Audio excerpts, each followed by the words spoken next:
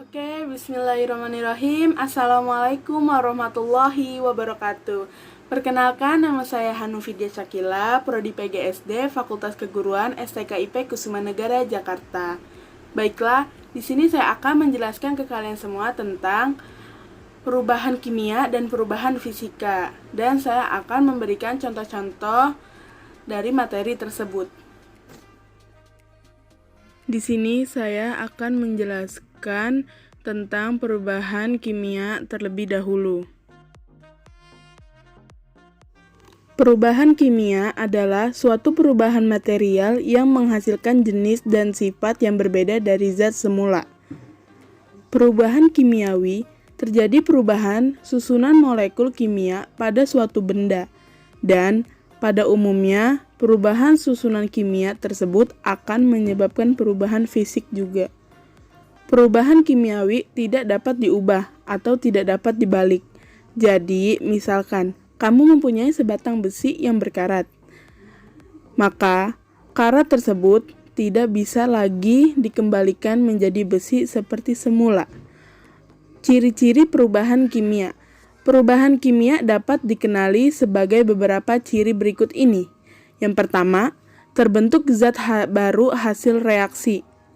Yang kedua, ada perubahan molekul, bukan hanya sekedar perubahan fisik. Yang ketiga, sifat zat setelah reaksi berbeda dengan sebelumnya. Yang keempat, bersifat irreversibel atau tidak dapat kembali ke bentuk sebelumnya. Selanjutnya, macam-macam perubahan kimia tersebut dapat terjadi karena sistem pembakaran, pembusukan, enzim, fermentasi, dan lain-lain. Oke, inilah contoh yang pertama dari perubahan kimia. Bagaimana cara menentukan pH di dalam air menggunakan litmus paper red? Lalu yang pertama, air garam. Yang kedua, air mineral. Yang ketiga, air comberan. Yang keempat, air sabun. Dan yang terakhir, air keran. Selanjutnya, inilah hasil dari litmus paper red yang dicelupkan ke dalam air dan menghasilkan pH air yang berbeda-beda.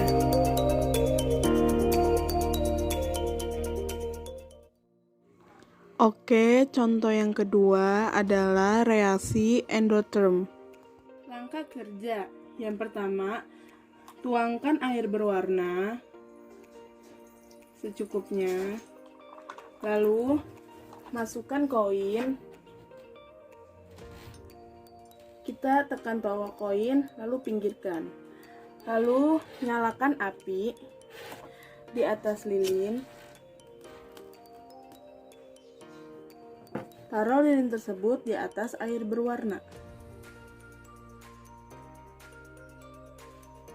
lalu kita tutup pakai gelas kaca tersebut. Dan hasilnya seperti ini. Air berwarna akan masuk ke dalam gelas dan api tersebut mati. Dapat disimpulkan bahwa reaksi yang terjadi adalah reaksi endotherm. Mengapa demikian? Karena reaksi tersebut reaksi pemindahan panas dari lingkungan ke sistem. Air yang berada di luar lingkungan akan menyerap dan akan menyusut ke gelas, karena lilin yang ada di dalam gelas kehabisan oksigen, sehingga api tersebut akan mati dan akan menyerap air yang ada di luar lingkungan. Lalu selanjutnya saya akan menjelaskan tentang perubahan fisika. Perubahan fisika adalah perubahan materi yang tidak diikuti oleh pemesanan zat yang baru. Itu artinya molekul kimia di dalam proses perubahan fisika hanya mengalami perubahan struktur atau orientasi saja. Tanpa adanya perubahan molekul, kimia tersebut menjadi senyawa lain. Contoh dari perubahan fisika yaitu air yang membeku. Perubahan dari air menjadi es adalah perubahan fisika, karena pada kenyataan pembentuk molekul dengan molekul pembentuk udara. Bedanya, orientasi molekul penyusunan lebih rapat dibandingkan udara. Hal ini juga bisa diimplementasikan dengan melihat fakta bahwa perubahan udara yang membeku tersebut bisa dibalik atau disebut reversible. Artinya, perubahan tersebut masuk dalam kategori perubahan fisika. Dan inilah contoh-contoh dari perubahan fisika. Yang pertama, air yang berubah menjadi es batu. Yang kedua, es batu berubah menjadi air. Yang ketiga, air berubah wujud menjadi gas. Yang keempat, gas menjadi air. Yang kelima, kapur baru selama-kelamaan habis. Mungkin cukup sekian penjelasan dan contoh-contoh yang dapat saya berikan. Kurang lebihnya mohon maaf. Billahi taufiq wal hidayah. Wassalamualaikum warahmatullahi wabarakatuh. Terima kasih.